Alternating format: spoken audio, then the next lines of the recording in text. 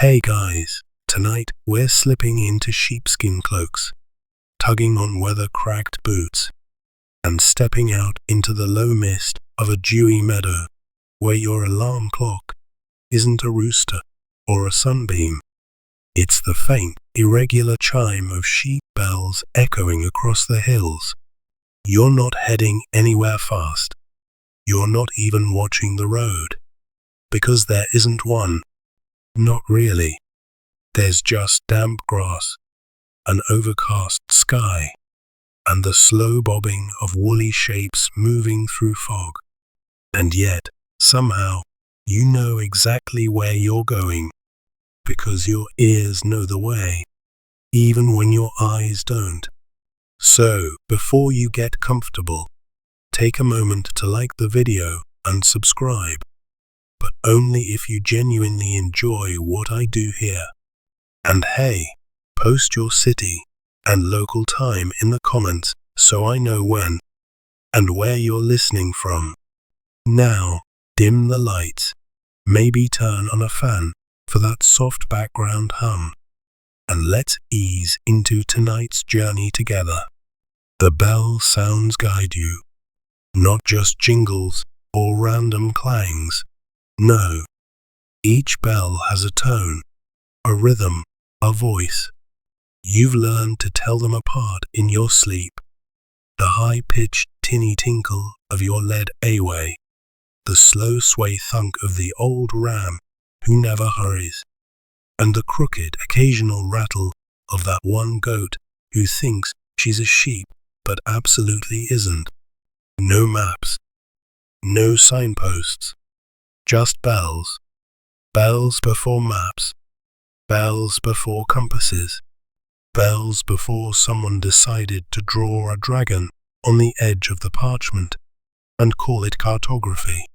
Historians still argue whether shepherds really depended entirely on bells to navigate terrain, or whether it was just one of several tools.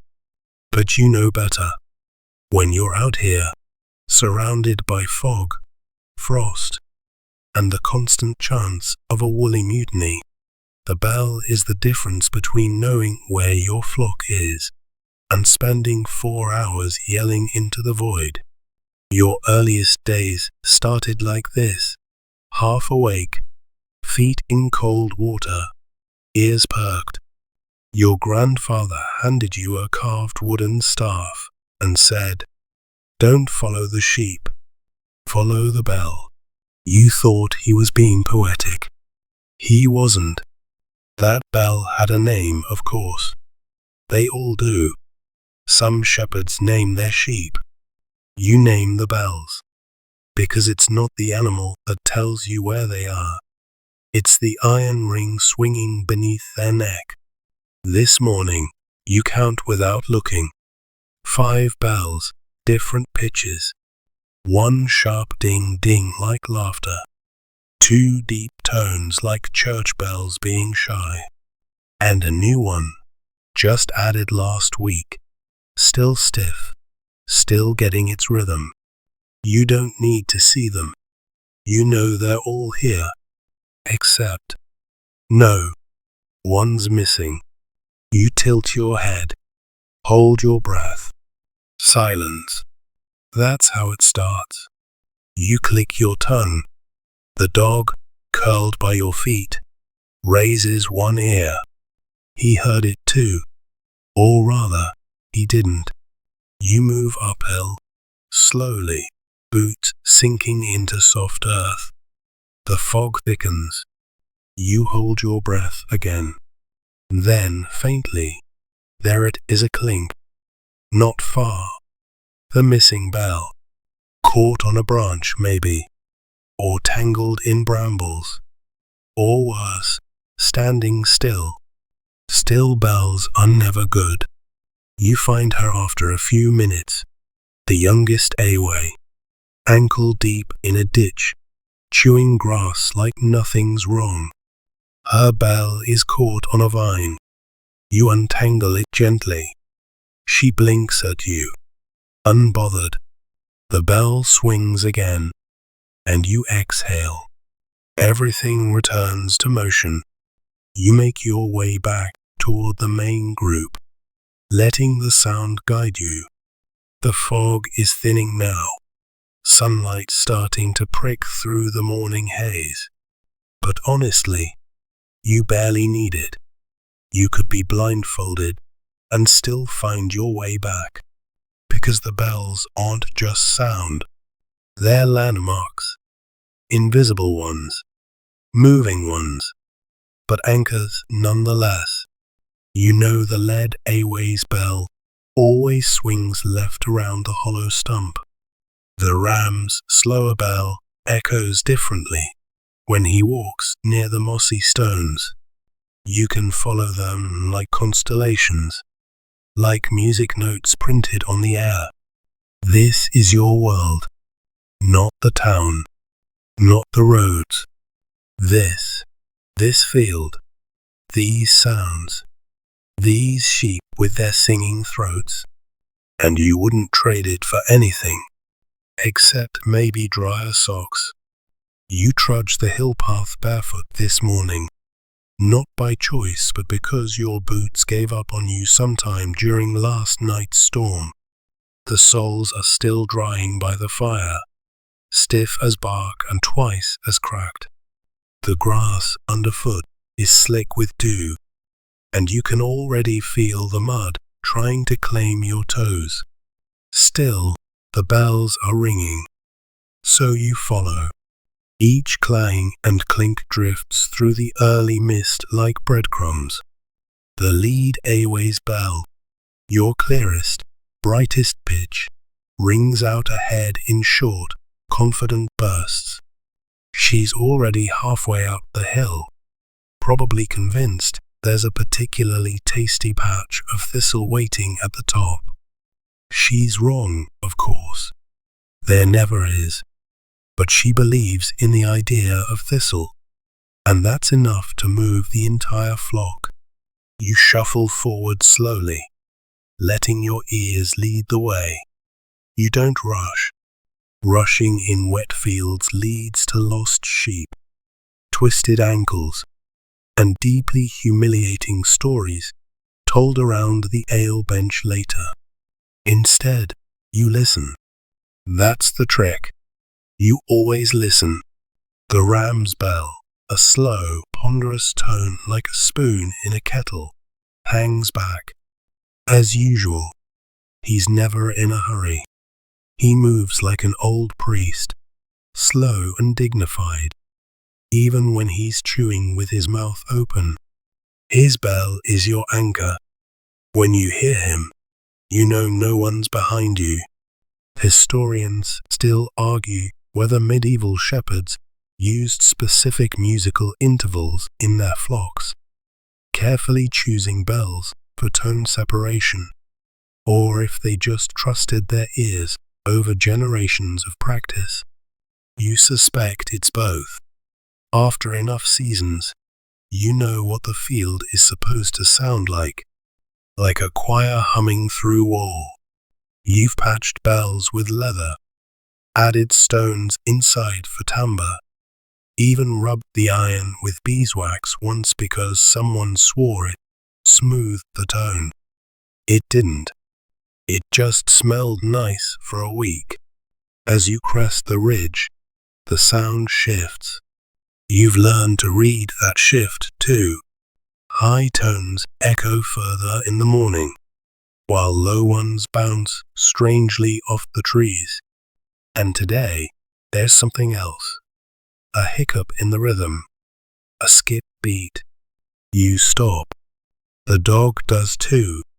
Ears up like antennae. You count again. 1, 2, 3. Pause. 4. That fourth bell, youngest lamb, smallest bell, keeps drifting out of sync. Not missing, just lagging. Either she's fallen behind, or she's found something very interesting and very not helpful in the hedgerow. You veer left, off the path. The grass here is taller. Damp clings to your shins. You step through nettles and hope the sting stays mild. Then you hear it. Not a clang, a clatter. She's there, hind legs in a gopher hole, tail in the air, bell tangled in her own wool. She's trying to back out, and somehow only making the bell ring faster, like a frantic dinner triangle. You chuckle, quietly, so you don't encourage her. You untangle the bell, gently, slowly, and rub her ear to calm her down. The sound steadies, and so do you, because that's the other thing about the bells. They don't just guide you, they settle your nerves. You've walked blind in snowstorms, with nothing but that dull clang keeping your head straight. Once, in a fog thick enough to chew, you found your way home by humming each bell's tone to yourself like a chant. They've become more than tools. They're companions. You carry the little lamb for a bit. She's earned it, and rejoin the flock. They greet her with sniffs and nuzzles, bells swinging gently in reply. The sound of reunion is always a little brighter. You sit on a fallen log to rest. Close your eyes, and there it is again. The music, not loud, not structured, just the sound of 5 bells at different pitches moving through space, each step creating a rhythm that changes with the breeze, the terrain, the mood of the sheep. It's never the same twice, and you don't need it to be. You stretch, adjust your cloak, and stand. The sun's out now, burning off the mist. The ground squelches underfoot, but the sky is kind, at least for now. You follow the bells as they meander down the hill again. You're not steering, not really. You're just a shadow in their melody, a shepherd led not by rope or rod, but by sound and rhythm, and you wouldn't have it any other way. The flock spreads across the lower field like cream spilled over green velvet, each woolly body bobbing in rhythm, bells chiming in a lazy, overlapping fugue. You lean on your crook, letting your weight sink into the earth, and listen, not for words, not for music, but for balance, because every bell has its place. The lead A-way. She wears your highest pitched bell, sharp and quick, like chimes in a breeze. She's bold, curious, and makes terrible decisions, which is why her bell needs to cut through everything else. When she charges into brambles, the whole hill knows it. The ram's bell, on the other hand, rings low and deep. It's less a bell and more a statement, a slow, measured rhythm that reminds you he is not in a rush. Thank you very much. His bell is your baritone anchor. When things go quiet, his is the last note to vanish. And then there's the middle bells, your harmony, one mid-pitch, worn by an old A-way, with a limp that turns her clinks into a syncopated pattern, another slightly warped in tone, thanks to an old dent that no amount of hammering ever fixed. But that quirk makes it hers. You'd know that off-tempo ring anywhere. Historians still debate whether this bell hierarchy was truly formalized in medieval shepherd culture, or if it's simply how sound naturally sorted itself in the field. But every shepherd you've ever met would agree. If your ears aren't trained to pick out those pitches in the mess, you might as well herd cats. You learned the hard way once, borrowed a bell from a tinker with no ear for tone. It sounded fine in the hand, out on the hill, echoed like a goat in a metal bucket. Half your flock got confused. The other half walked in circles.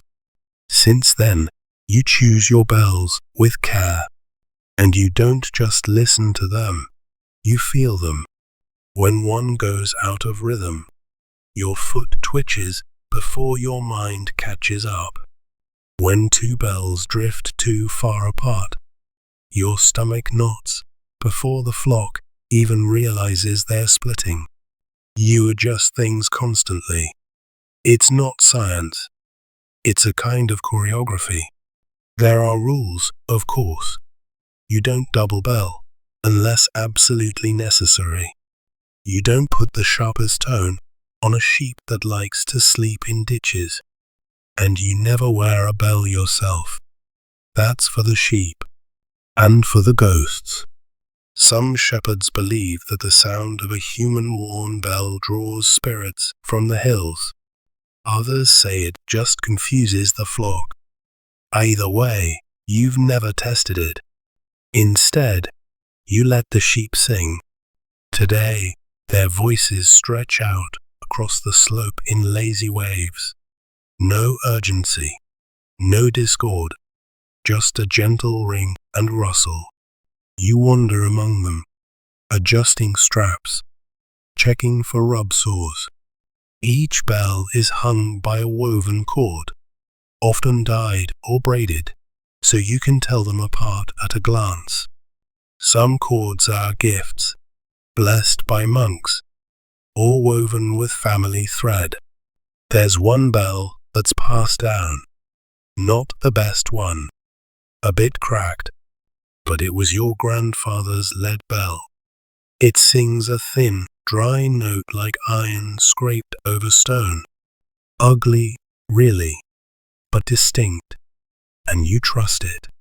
It hangs in your hut now, retired, but you still hear it sometimes, in dreams. Midday drifts in slow and golden. The flock bunches under a hawthorn tree, bells silenced only by chewing. You sit against a mossy stump, chew some bread that's more crust than crumb, and close your eyes. There's no tension here, no ticking clock, just sound and space. You remember once visiting a scribe's office in town, a room full of maps and candles and complicated words for simple things. He asked how you navigate, and you told him, by bells. He laughed. Then you asked him to find your sheep on a foggy moor, with no light and no voice, just wind and wall and distance. He stopped laughing. You drift into a half-doze, lulled by the faint, clinking lullaby of your flock, a symphony made of hooves, grass, and bells, one that no composer could write, no townsperson could follow. But you know every note. You wake not with a jolt, but with a note, a distinct high-pitched chime that doesn't belong in the chorus of your current hillside symphony. Not a new bell, not a wrong bell, just a bell in the wrong place. You open your eyes. The flock is shifting, not scattering, not running, but drifting, and not where they're supposed to go. The lead-away has wandered too far left. You can tell because her bell is echoing weird, too sharp, too thin, bouncing off the slope like it doesn't know what direction it's meant to ring in. It's not just about hearing the bell. It's about understanding how the land changes its voice. You stretch, groaning like old leather, and rise to your feet. The dog, who definitely napped harder than you, rattles to attention, gives a lazy tail thump, and follows. The soundscape has shifted. You can feel it. The tree line ahead dampens the higher bells.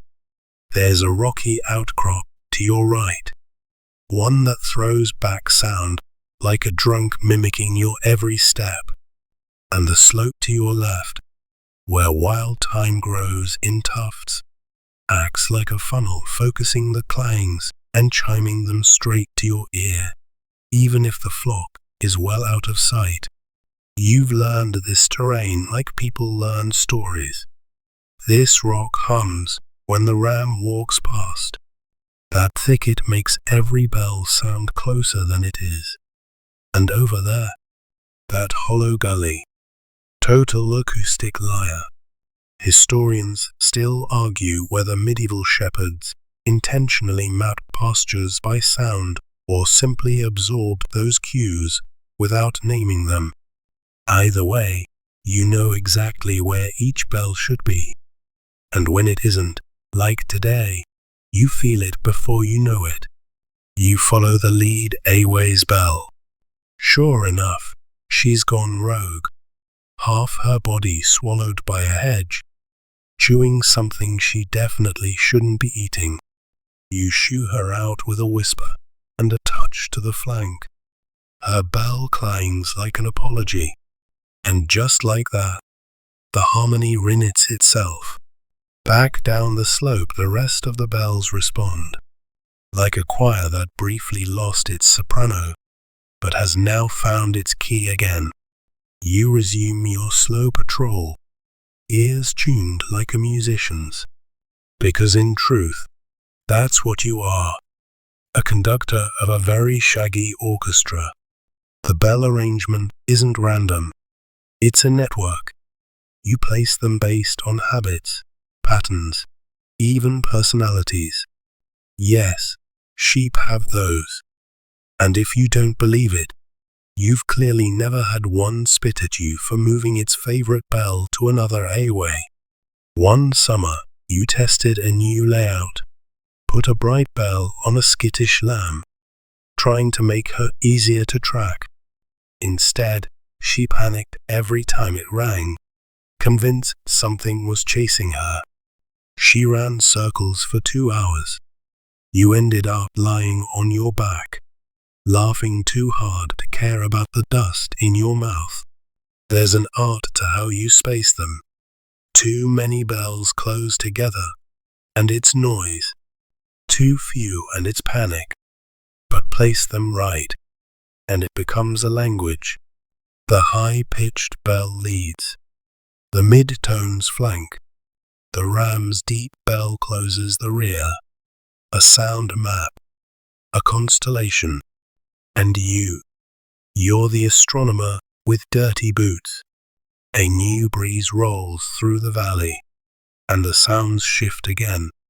Softer now. The flock has settled. You perch on your favorite rock, chew a bit of grass, because why not, and stare across the hills. You wonder if anyone in a nearby village hears these bells and thinks about you. Or do they just think it's sheep being sheep? They don't know what you hear. They don't know how every clink contains a location, a story, a decision being made. They think shepherds just watch sheep. But you listen. By late afternoon, the sun has mellowed into a warm smear of gold across the valley, and the bells take on a new tone, less lively, more languid. You know this part of the day well. It's the slow shuffle hour, when sheep stop roaming and start settling. The clinks stretch out, longer between each note, like a lullaby being hummed slower with every breath. You stroll behind them, keeping pace not with your eyes, but with your ears. That's when it happens. One of the bells goes silent, not muffled, not distant, gone. You freeze. You do a quick mental roll call, high bell, still ringing. The mid-tones, present. The deep bell, yes, slow as ever. But the off-tempo bell, the one with the warped tone from the dented iron, she's missing. And you feel it. like someone yanked a thread from a woven rug. You turn, signaling the dog with a soft whistle. He trots toward the last spot you remember hearing her. Nothing. No motion. No rustle. Just a hollow silence shaped like one missing sheep. It's not panic. Yet. Sheep wander. Bells twist sideways. A missed clink isn't an emergency. But 5 minutes pass. Then 10. You scan the skyline. No signs. The air smells of sage and dust. The breeze dies down, and with it, your best hope for hearing her from afar.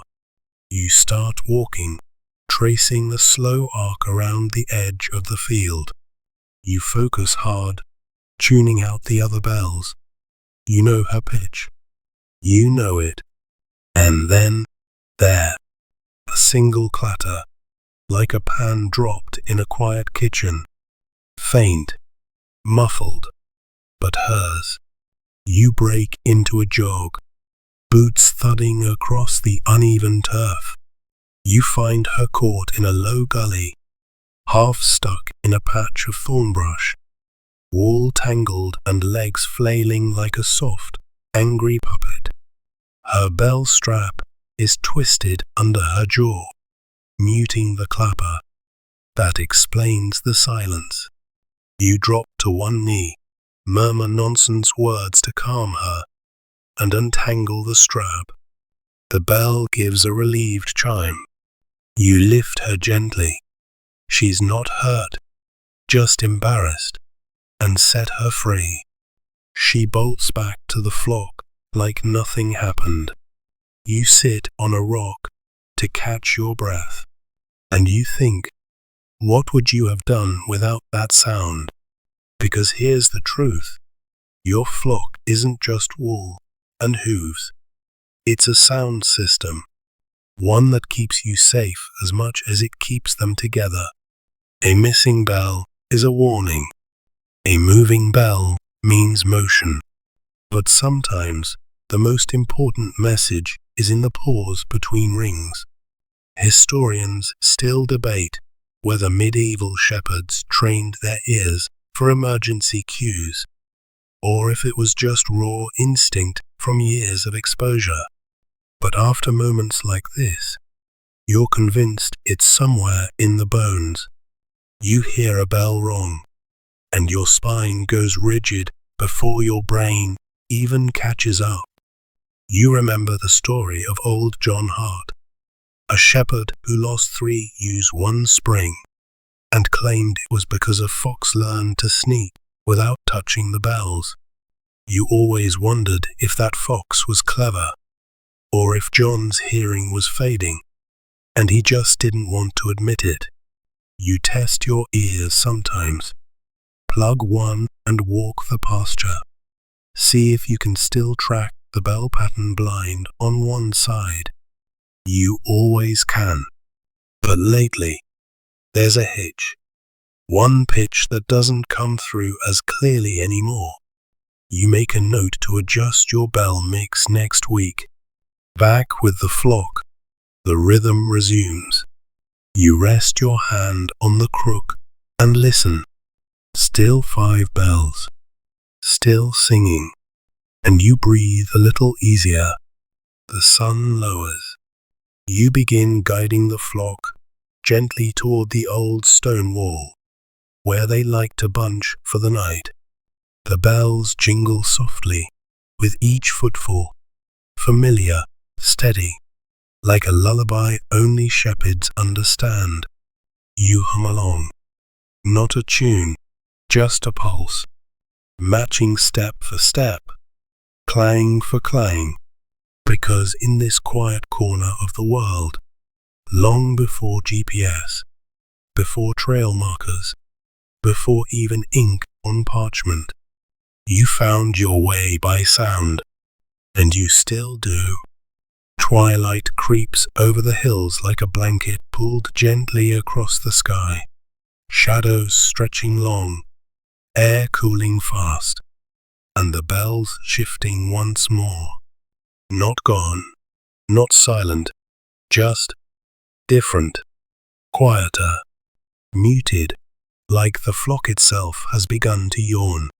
This is when you listen hardest, because now every sound matters more. Not just the bells, but what isn't ringing, because when a wolf comes near, it doesn't start with a howl. It starts with silence. You know this in your bones. You learned it when you were barely tall enough to climb the wall behind your father. You learned it the night the bells all went quiet at once. No wind, no movement, just a void where a melody should have been. You were 9.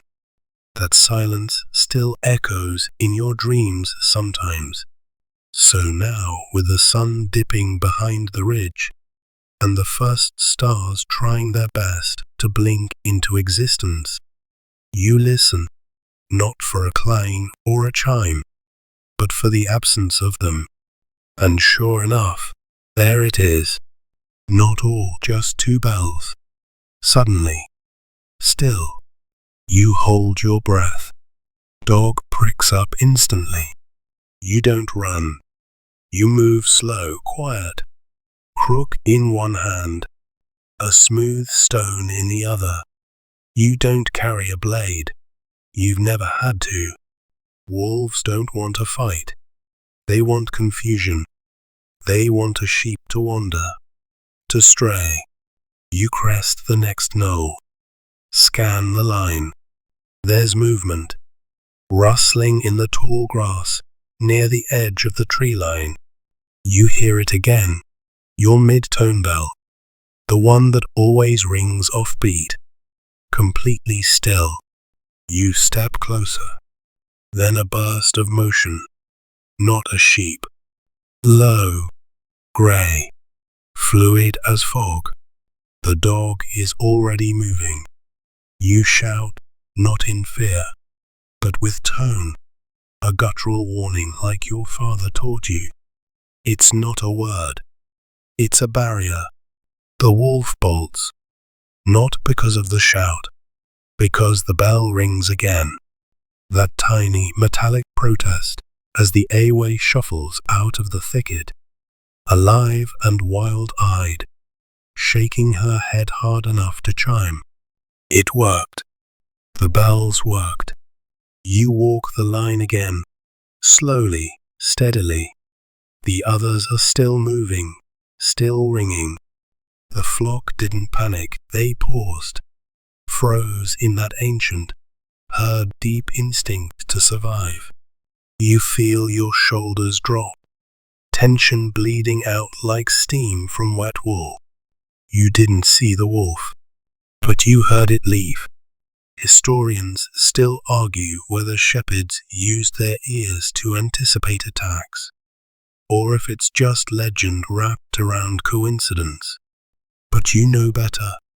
You always hear the danger first.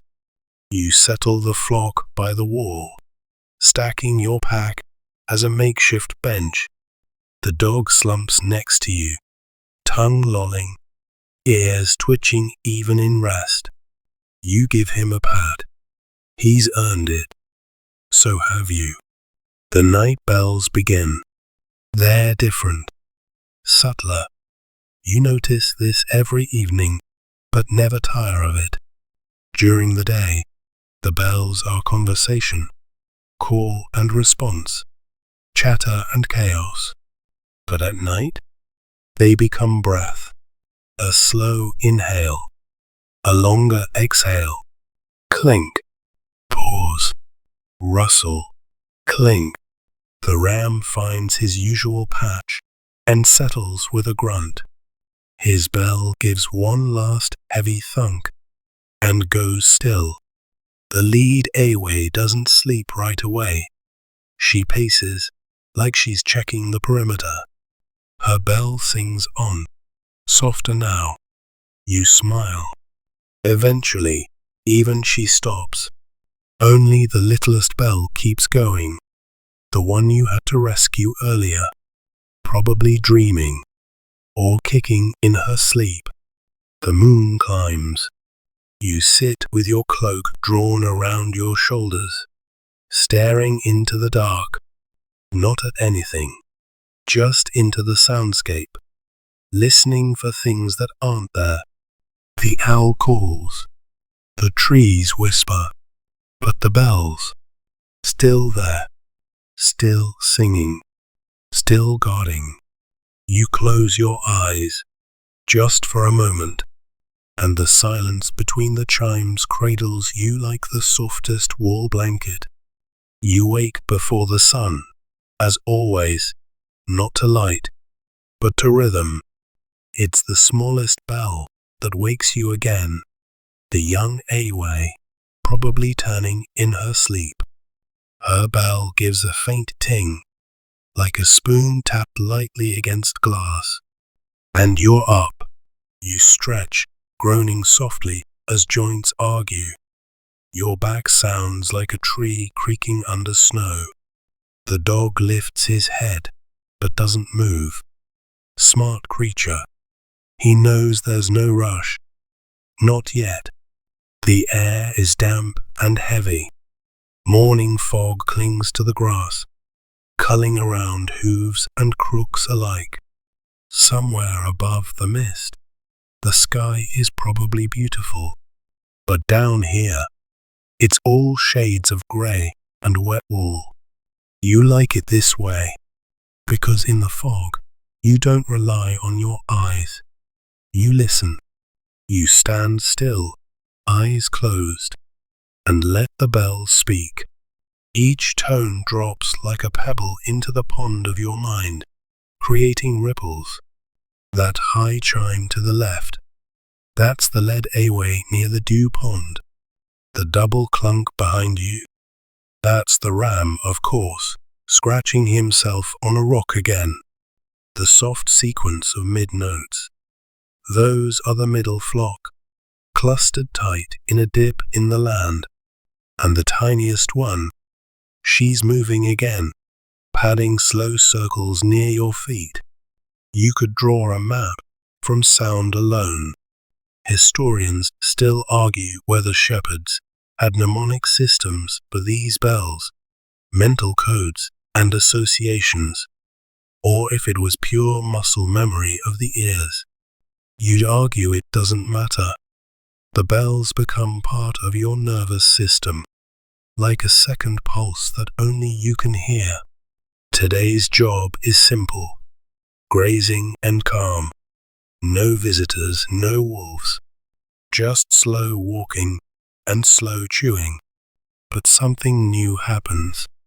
The lamb with the smallest bell, your noisy sleeper, starts talking back to the bell. Not with bleats, with timing. She takes 3 steps, pauses, lets it chime. 3 steps again. Then a shuffle, then a flick of the head, clink, then stillness. It's intentional. You crouch, watching. She's playing with her sound, not just tolerating it. Playing. That's rare. Some sheep never acknowledge the bells at all. Some accept them like rain, unavoidable, mildly annoying, occasionally helpful. But this one, she's learning to speak with it. You can't help but smile. She's not the first. There was one, years ago, who figured out how to shake his bell at just the right rhythm to wake the dog and cause chaos at dawn. You ended up naming him Trouble, and when he finally grew too old to walk the pasture, you retired his bell and hung it inside your hut. It still chimes sometimes when the wind shifts. You listen a little closer to the lamb's rhythm. It's uneven but deliberate, like a toddler learning to tap a drum. The rest of the flock doesn't notice, or doesn't care. Their bells form the background hum, but hers, it cuts through. You begin to whistle along, just lightly, under your breath, matching the beat. She perks up. You whistle again. She clinks in reply. You're not losing your mind. You're having a conversation with a sheep. It's not much, just rhythm, just back and forth. But it's enough to keep your heart a little lighter as you guide them across the field. Later, you stop near the old boundary stones, where the land flattens and the breeze picks up. You stand there, listening to your flock echo itself across the land. The wind carries the bells far today. You can hear each one swirl and shift as they're pulled along invisible currents. Sometimes they sound closer than they are. Sometimes they vanish mid-note only to return from another direction altogether. You watch the lamb with the small bell tilt her head into the breeze and listen. She's learning, not just to follow sound, but to read it. You wonder briefly, how many shepherds before you had sheep this curious, or how many missed it entirely? You whistle one last note. She rings back, and you both return to the flock. Step by step, chime by chime, you spend the afternoon near the forge. Not the blacksmith's. The bell maker's a different kind of craftsman entirely. He's tucked away at the edge of the village, where the smoke doesn't bother the bakers and the hammering doesn't wake the mayor. You visit once every few seasons. Not often. Bells last a long time when they're made right. But today, you're here because one of your oldest bells, deep-voiced, worn smooth by weather and decades of use, has cracked. It happens. Metal is patient, but not immortal. The bell maker greets you with a nod and a hand stained in soot and beeswax. He doesn't talk much. You like that about him. He works in silence, but every clang of his hammer feels like part of a sentence only he understands. You lay the cracked bell on the table. He turns it over gently, as if it's a broken teacup. This one's seen storms, he murmurs. You nod. And frost. And one very spirited fox. He chuckles. He begins sorting tools. Files, molds, a rough wooden mallet. As he works, you run your fingers over the other bells hanging from the rafters. Dozens of them. Different shapes, different alloys. Some with long, narrow necks. Some shaped like upside-down onions. Every one has a personality waiting to be rung. He doesn't pick one off the shelf. He makes yours, because a shepherd's bell is never off the rack. It's tuned, not just to the land, but to you. Historians still argue whether medieval bell makers intentionally tuned tones for specific pitches, or if tone was a happy accident of hammer and fire. But you've seen how this man works. It's no accident. He heats the new iron in the fire until it glows like a red moon. Then he beats it into a dome, flipping and shaping until it sings back to him. Ting, tang, ting, like a voice clearing its throat for the first time. Then the clapper, then the strap loop, then the final shaping. He holds it up to his ear and taps it once. Clear, crisp, slightly mournful. Perfect. You trade him bread and wool and promise to bring eggs next time. He gives you a quiet nod and hands you the new bell wrapped in cloth, still warm from the forge. Back on the hillside, you take your time reattaching it to the old Away's collar. She sniffs it once. Unconvinced, you scratch her chin. Give it a chance. You whisper, and when she walks away, clang, the new bell rings out across the valley, announcing itself like a songbird trying its first note after winter. The rest of the flock lifts their heads, ears flicking. Even the lamb with the playful rhythm pauses. A new voice has joined the choir. You sit and listen. It's different, sure. You miss the old bell's heaviness, its rasp. But this one, it's sharper, brighter, still learning. It'll settle.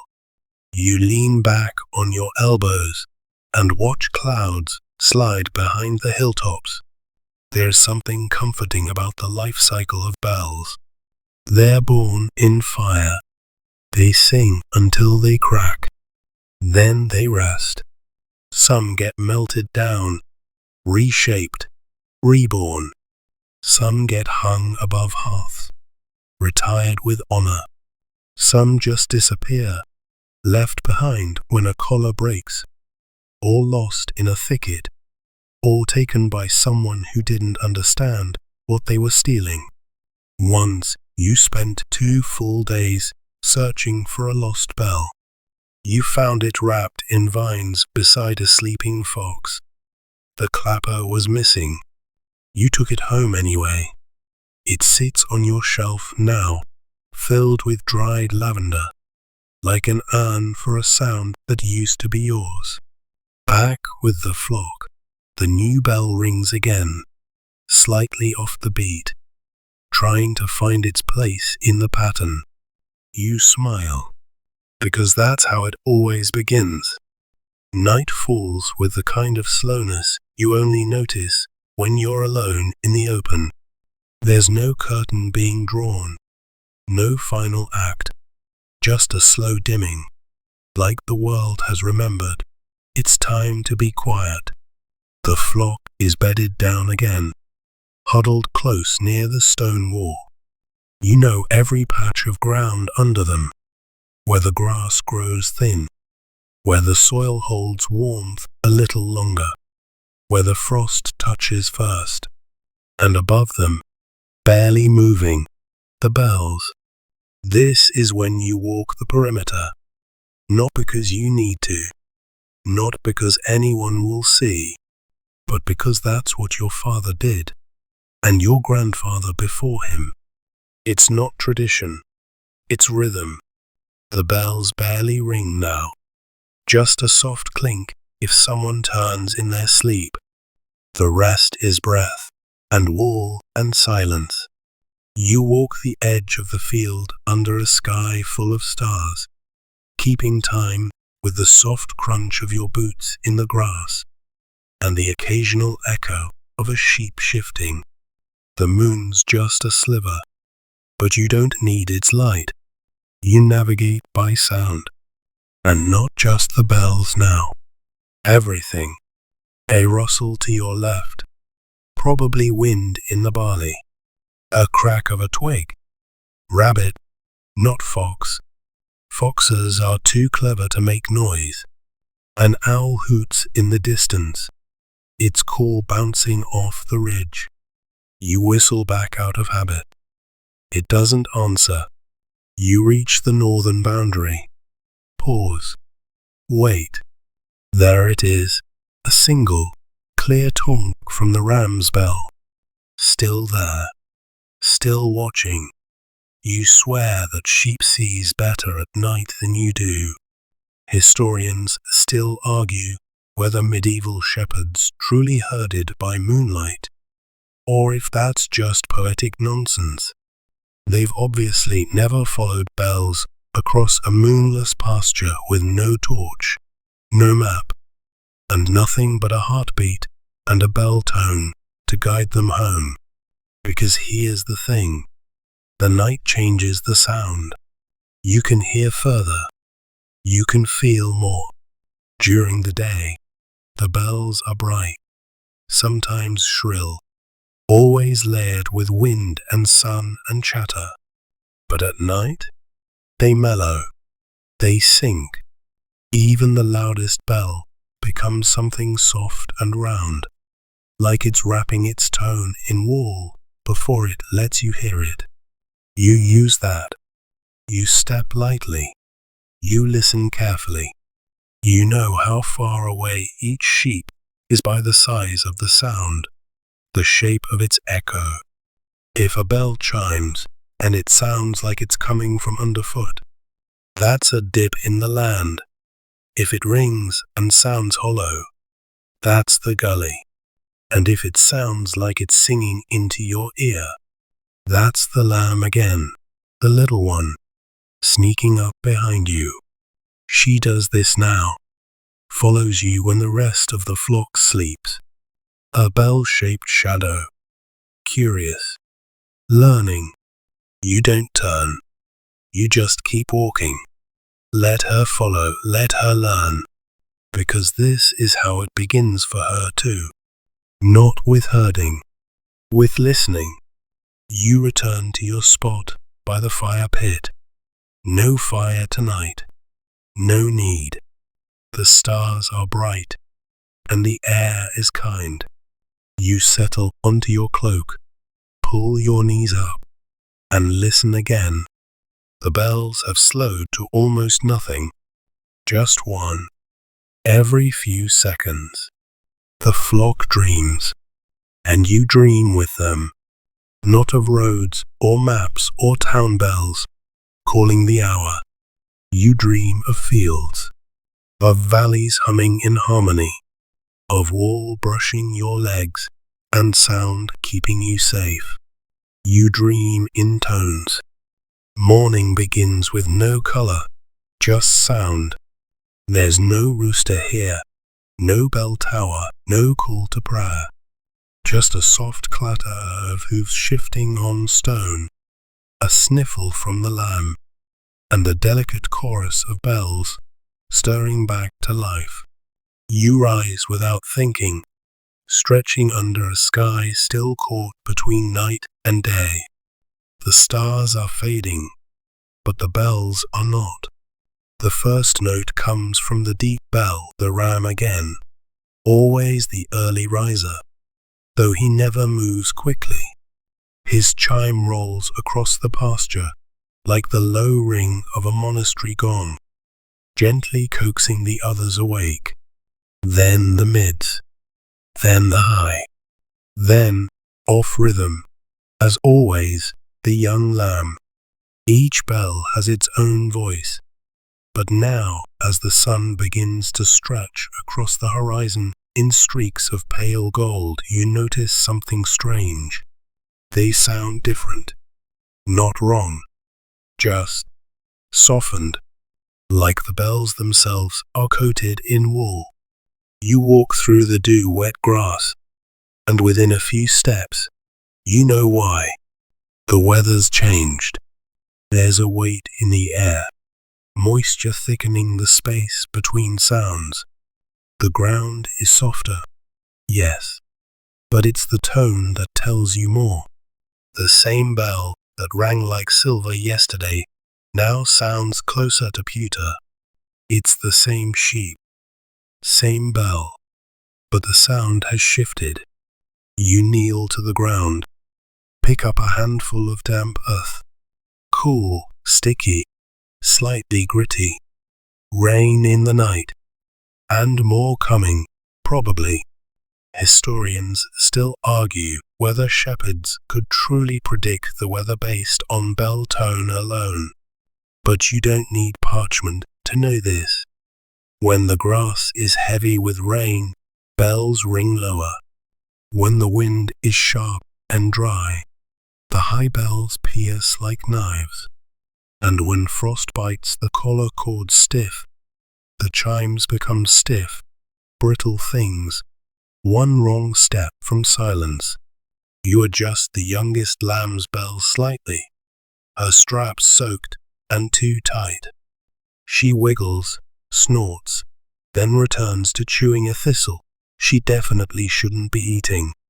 You let her, because this is a slow day. The kind of day where the bells don't bounce, they float. You guide the flock toward the lower pasture, where the wind won't bite as hard. Each step feels muffled, like walking on a soggy blanket. And the bells, they whisper. It's strange, walking among them when the sound is this gentle, like stepping through a dream you almost forget upon waking. You pass an old shepherd on the ridge, just a shadow on the slope, and he lifts a hand.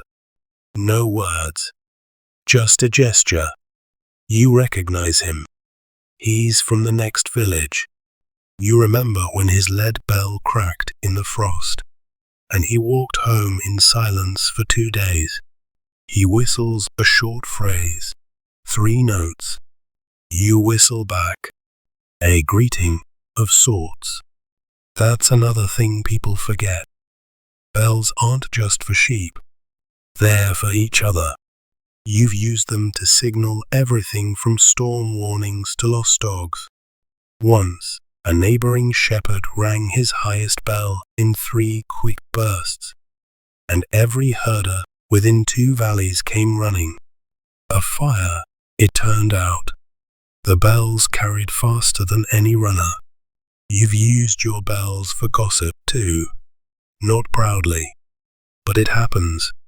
Ring a certain rhythm near the village, and someone knows who's been seen leaving whose barn at midnight. That's the secret. Shepherds are quiet, but their bells tell stories. The sound shifts again. The lamb plays her game. 2 steps, shake, pause. You match her with a soft click of your tongue. She responds. You don't laugh. You just nod. Because this is how it happens. The rhythm of seasons. The rhythm of bells. They change with rain, with wind, with age. You feel it in your body now. Your knees ache sooner. Your ears strain a little harder to hear the farthest chime. But it's still there. The melody of your life, drifting across the field in silver whispers. By midday, the sky clears, but the air is thick, still soaked from last night's rain. The sheep spread wider now, grazing with lazy mouths and half-lidded eyes. It's a slow, syrupy afternoon. You sit under your usual tree, cloak spread over the damp roots, staff across your lap, and the bells, still ringing. But now, they're saying something else. This is when the conversations start. Not between you and the sheep, between shepherds. You hear it just past the oak ridge, a sequence of tones, rising and falling. Not sheep movement, not breeze. A signal. 3 notes. Paused, then repeated. It's Ellis, probably. He grazes his flock on the next slope over, likes to hum along with his bells, always in 3s. It's not a code, not exactly, but you know his rhythm like your own heartbeat. He's letting you know he's nearby. So you whistle in reply. 4 notes. Low, high, high, low. The message. Everything's calm. No strays, no danger. And just like that, you've had a full conversation without seeing a soul. Historians still argue whether this kind of bell speak was widespread or just poetic myth. But anyone who's herded sheep long enough knows the truth. When you're out in the fields for days at a time, your ears become your language. You've known love stories start this way. Shepherd boy, shepherd girl, trading tunes across hills, songs layered over bells, like flirting in Morse code. Once, during a fog so thick even the dogs got lost, you followed a bell song home, not your flock, Not your bells, a stranger's, but the rhythm was familiar, comforting. You still don't know whose bells they were, but you still hum that melody when the mist rolls in. Today, the songs are simpler. Ellis changes keys, just a touch. You grin. He's teasing you. He heard your cracked bell the other week before you replaced it. Claimed it sounded like a goat sneezing in a bucket. He's mimicking it now with two mismatched bells. You hear the clashing jingle and shake your head. You whistle a stern four-note rebuttal. He answers with laughter, just a sharp, delighted whistle that carries clean across the valley. The bells keep playing. Even the sheep seem to lean into it. You see their ears twitch in rhythm, like the whole field has become a living drum. You remember the old tales your grandmother used to tell, how bells could carry messages faster than horses if tuned just right. How armies disguised their movements by ringing shepherd bells near enemy lines. How one particularly clever monk trained a sheep to walk patterns that spelled words in sound. Nonsense, mostly, but delicious nonsense, because every story has truth tucked inside it.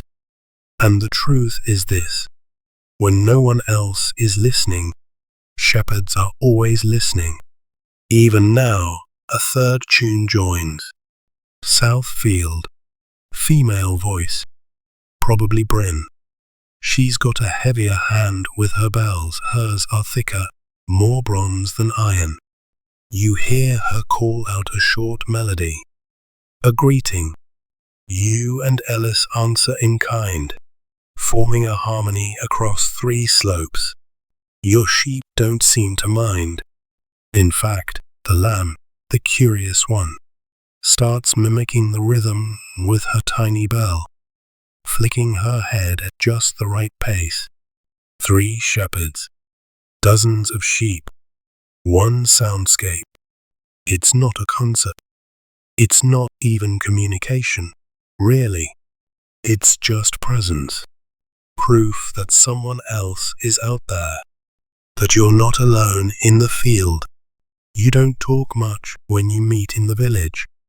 Shepherds aren't known for chatter, but out here, through bells and echoes and wind, you speak constantly. The sun starts its slow descent. The tones drift again, back into grazing patterns, back into the ordinary. But for a moment, you heard it, a field full of sheep and bells, and people quietly checking in on one another. No words, just notes. That night, a bell goes missing, not just silent, gone. You know because the gap is too clean, too empty. Not a rustle, not a thud, just an absence where a sound should be. You're up before the dog even stirs. You do your roll call, but your ears are already ahead of you. High tone, there, mid-bell, present, ram's deep clang, slow and steady. The little bell, nothing, not even a rustle. You scan the field, heart pacing faster than your boots can manage. The lamb is missing. You whistle once, low and sharp. The dog leaps up, already moving in widening arcs across the slope. You listen harder. Still nothing. You make a slow circle, ears straining. Then you stop, and you wait. Because sometimes sound isn't something you chase. Sometimes you invite it. You draw out a second bell, a twin. You had it made as backup, just in case. It's not worn in, too new, too bright, but it will do. You ring it, twice softly. Then again, slower. Then you wait. Then, so faint it might be imagination ting.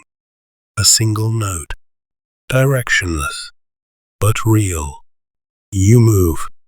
Historians still argue whether lost bells were seen as spiritual omens, or just unfortunate accidents. But you know the old belief. When a bell leaves the flock, it takes luck with it. That's why your grandfather always said to carry an extra bell. Not to replace the sheep, he'd say, but to bring the old one home. You follow the faint ring again. Closer now. This time, no mistaking it a small, hesitant ting, like someone knocking on a door from the inside. She's in a thicket. Brambles everywhere. Wool caught on thorns. Collar strap broken clean through. The bell is on the ground beside her, half buried in wet leaves. You free her slowly, speaking in a hush you didn't know your voice could make. She doesn't panic. She doesn't bolt. Because she heard you. Because you spoke her language first. You slide the backup bell onto her collar. Not perfect, but it'll hold. You carry the broken bell home in your pocket. Heavy, cold, but somehow proud. Later, after the flock settles and the bells ring in their usual harmony again, you sit by your door and examine the damage.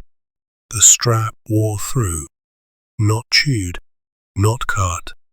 Just time and rain and wool doing what they do best, wearing things down until they disappear. You turn the bell in your hands. The clapper's still there, still intact. You ring it once. It sounds off.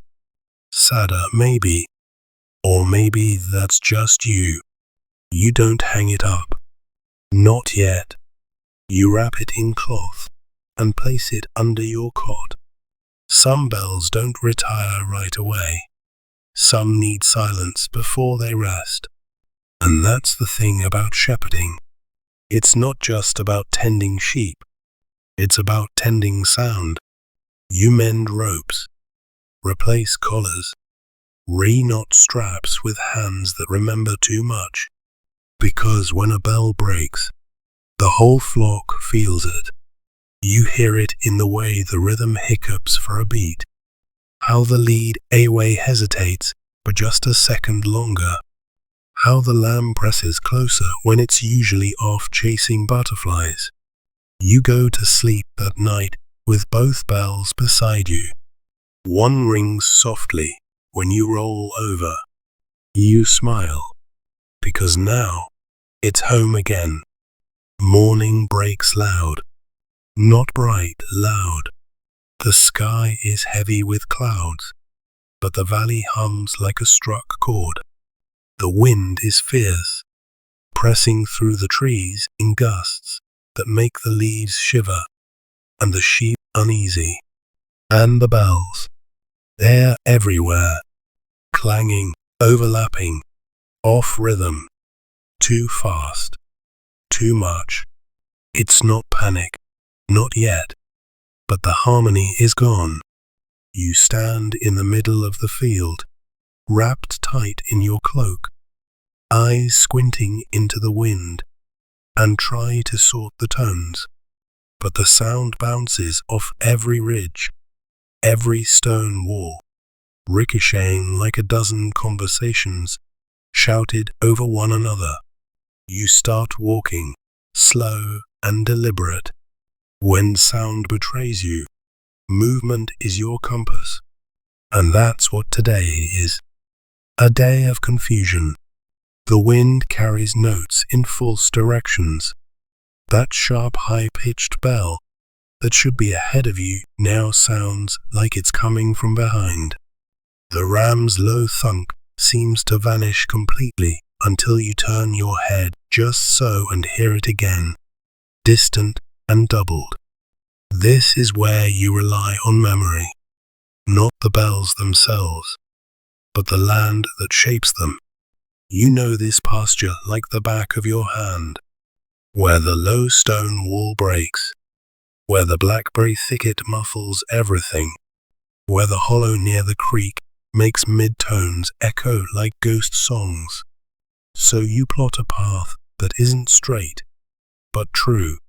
You zigzag down the slope, hand brushing tall grass, eyes on every ear twitch and tail flick, and eventually the bells begin to settle. Rhythm returns. It never disappears completely, even in the wind, but it frays like old rope, one strong gust away from unraveling. You sit on a log and watch your flock regroup. That's when you hear a bell that shouldn't be there. Too light, too crisp, a foreign tongue in your familiar choir. You freeze. It rings again, high-pitched, smaller than yours, from the next pasture over. Not Ellis, not Bryn, someone new. You stand, you listen. The pattern repeats. Not a message, just movement. But it's wrong. You head toward the sound, climbing a slope until the wind opens up and the field below comes into view. A small flock, 10, maybe 12 sheep, and a shepherd you don't recognize. They're close, too close, on the wrong side of the boundary stones. You raise your crook, wave once, no response. You whistle, short and sharp. This time, the figure looks up. No wave, no signal, just a turn and walk away. You frown. The sheep follow. Their bells jangle as they move, oddly hollow, like poorly forged tin. You descend slowly, heart thudding. You know this boundary, you mark it. Every year, after snowmelt, you and Ellis and Bryn all share the line. The bells are part of that agreement. Certain tones stay in certain fields. This is trespassing. Maybe unintentional, maybe not. When you reach the stones, you crouch and find the marker you carved last spring. A small crescent with your initials. Still there. So are the prints, boot prints, fresh. You whistle again, louder this time. Nothing. The sound fades. The stranger and their sheep vanish into the tree line. You return to your flock, unsettled. The bells are calmer now, back in rhythm, but the moment's shaken you, because shepherding isn't just about pasture and pattern. It's about trust. The bells aren't just sound, they're boundaries. You know your bells. Ellis's, Bryn's, even old Farmer Croft's raggedy goat bells that wheeze more than they ring. This one, it was wrong. Later, you tell Ellis. He hasn't seen anyone new. Bryn swears she's heard that bell, too, but thought it was just wind playing tricks. You all agree. Keep your ears sharper than ever, because a bell in the wrong field isn't just a trespass. It's a warning. You start walking wider circles. Not out of fear. Not exactly. Just caution. The stranger's bell still haunts you. Not the sound of it, but the tone of things not belonging. A dissonance, like hearing a minor note in a lullaby. It didn't match. And in your world, everything matches. Eventually. So you listen harder. You walk farther. Your sheep don't mind. They're content with fresh patches of clover and the cool hush of early evening. The bells jingle gently as they graze, no longer frantic or scattered. Even the little lamb is quiet today. No games, just a steady ting that sounds half asleep. You pass the oldest away. Her bell's tone has lowered over the years, softened, almost hoarse. You consider swapping it out soon, but she's earned that sound. Some bells just become part of the landscape. Which reminds you, there's one bell that hasn't rung in months. You keep it inside your hut, looped over the crossbeam, where the morning light hits it just right. It's small, dull, cracked just enough that its chime sounds like a memory caught in the throat. It belonged to your first lead away. She was stubborn, smarter than most people, led your flock straight into a wedding procession once, and you ended up with 2 lambs tangled in a bride's veil and a groom chasing you across a muddy field. You retired her bell the day she passed, buried her under the oak where the dog likes to nap. You still ring it sometimes, quietly, alone. Historians still debate whether shepherds had rituals for retiring bells, or if such objects were reused without sentiment. But you know this: when a bell has shared years with you, guided your flock, warned you of storms, sang in the fog, it deserves more than to be melted down. Some shepherds hang their old bells above the hearth. Some bury them. Some, like you, give them one final chime before hanging them high, where only the wind can reach. You climb the ladder to your loft that night and take it down. Hold it. It's heavier than you remember. Not in weight, in echo. You step outside. The sky is silver with stars. The flock is tucked in close. The dog is dreaming, feet twitching like he's chasing something small and clever. You walk past the sleeping herd, bells whispering as you go. Then you reach the oak. You sit beneath it, legs crossed, the old bell resting in your palm. You ring it. Once. The sound is soft, scraped, familiar. The flock stirs, just a little. Some ears perk, 1 or 2 sleepy bleats. But the lamb, the little one with the bright new bell, stands. She walks toward you, curious. You don't move. She sniffs the air, tilts her head, then rings her bell. It's clear, bright, and hopeful. And for a moment, 2 bells, old and new, sing together. Just once.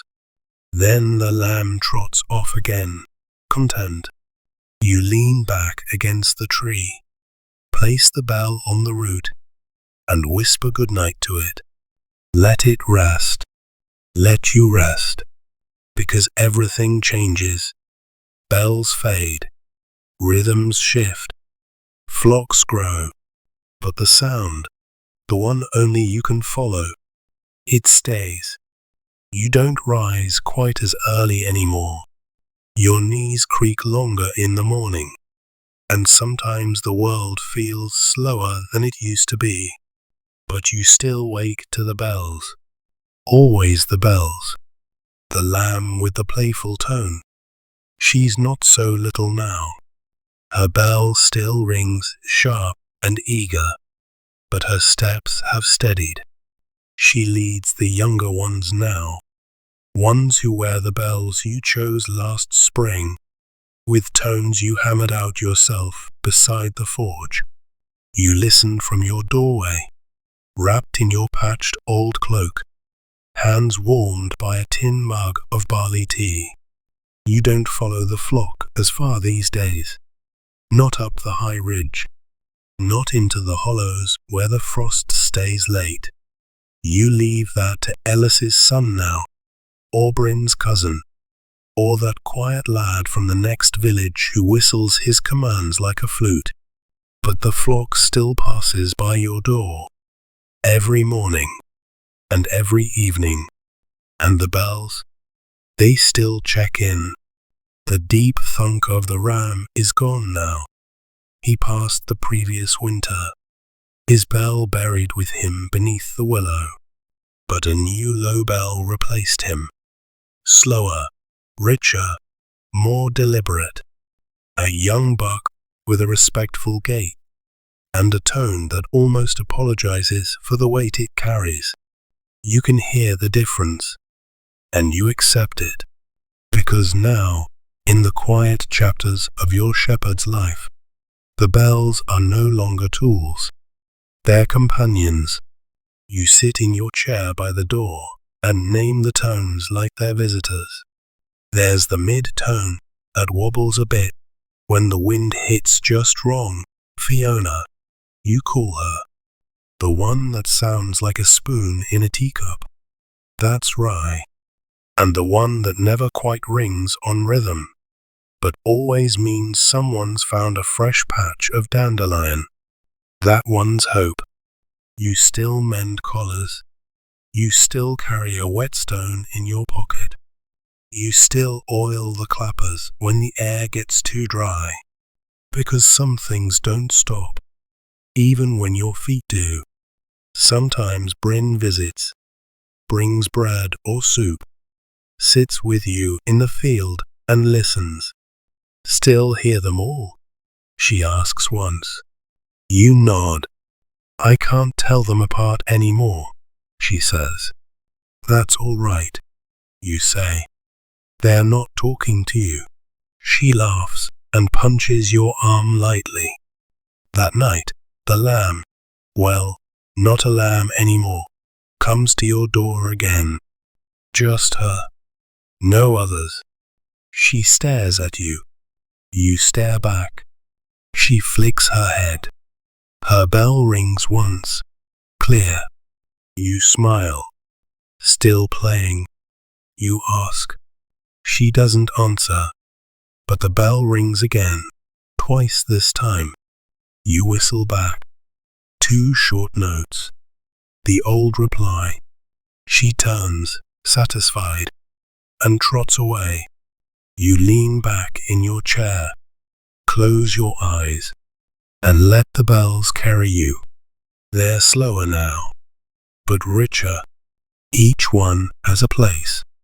Each one has a history, and each one remembers you. The field is quiet, but not silent, because silence never comes while bells still ring. And long after your boots stop tracing paths in the grass, their echoes still know the way home. Wind down, the sky is soft now, a gentle blanket of twilight settling across the land. The hills, once bursting with movement and sound, rest easy in the hush of evening. The sheep sleep in huddled silence, legs tucked, eyes closed. Even the youngest lies still. But the bells, they don't disappear.